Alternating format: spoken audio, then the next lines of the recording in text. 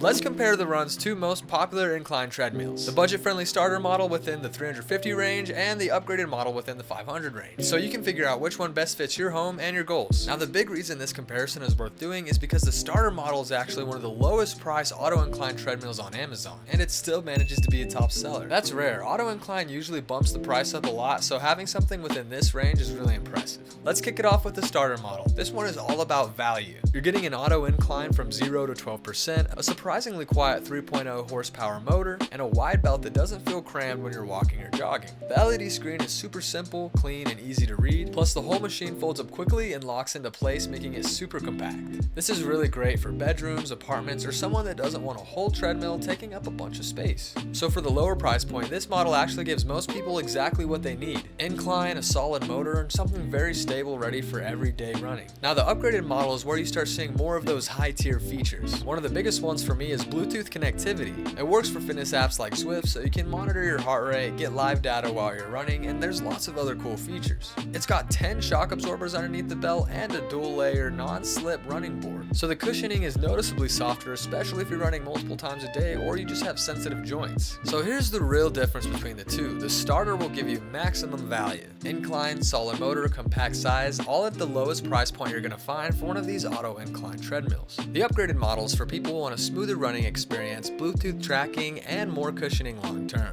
Depending on the time of year, holidays, seasonal sales, these things drop down to some really unbeatable numbers. So which one should you get? If you're walking daily, doing light jogging, or you just want something compact, go with the starter model. But if you're running often, you want to track your stats, and you want the most stable, biggest running deck, then go with the upgraded model. It folds up to almost the exact same compact size, but you're going to have more room and power. I hope this helped you find a treadmill that's right for your home. If you'd like to check out either of these, I put the link down below.